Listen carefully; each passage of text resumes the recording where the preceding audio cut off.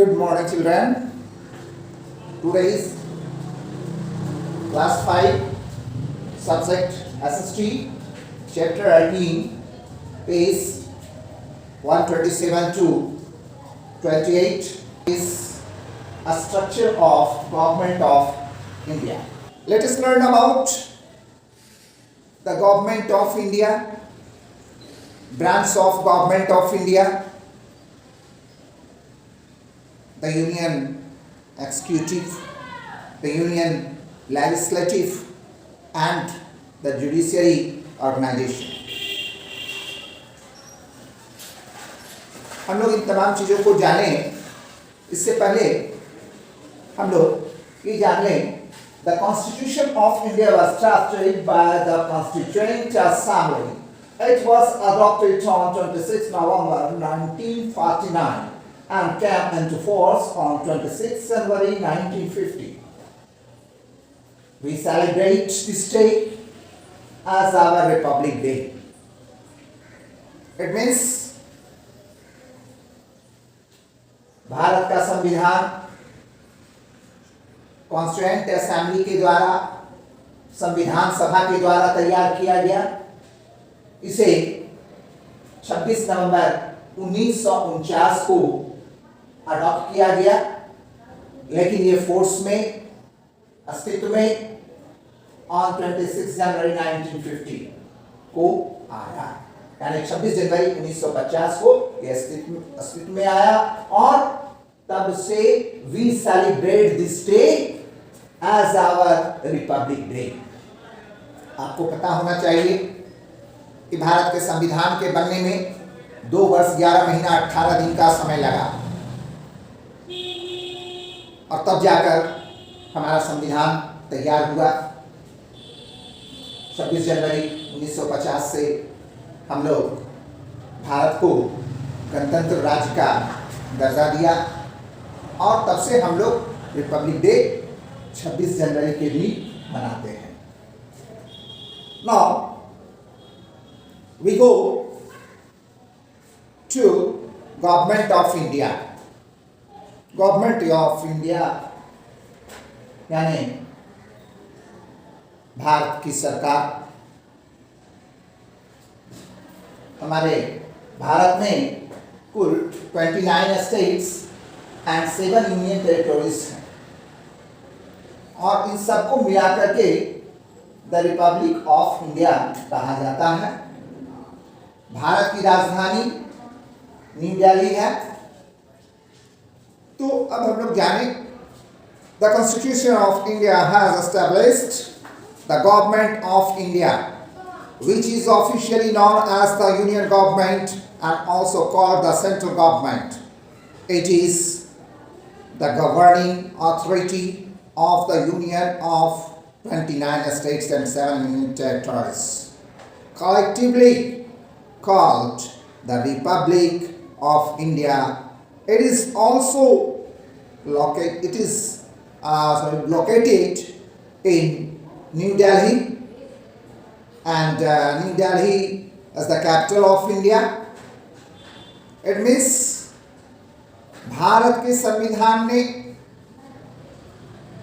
भारतीय सरकार की स्थापना करी, जिसे आधिकारिक तौर पर केंद्र सरकार के रूप में जाना जाता है और इसे हम लोग केंद्र सरकार भी कहते हैं. इसमें 29 राज्य और 7 केंद्र शासित प्रदेश होते हैं. ये संघ का शासित प्रदेश है जिसे सामूहिक रूप से भारत गणराज्य कहा जाता है.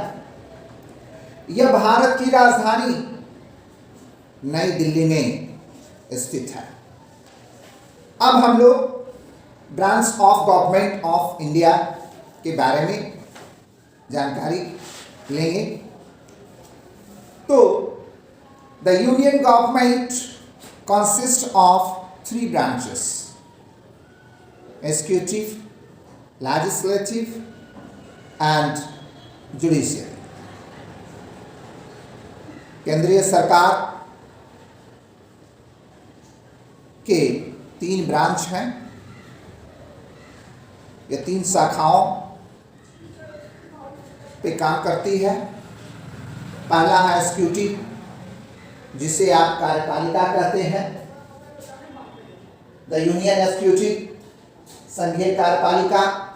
द यूनियन लेजिस्लेचर, संघीय विधानपालिका। द जुडिशियरी, न्यायपालिका। First we will learn about union executive। इसमें हम लोग the president and the vice president की चर्चा करेंगे, उसके बारे में जानकारी प्राप्त करेंगे। At the head of the union executive stand the president of India. The president of India is elected by an indirect election, that is by an electoral college for a term of 5 years.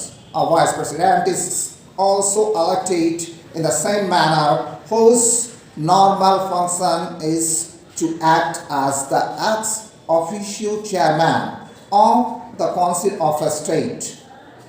It means Rajya Sabha.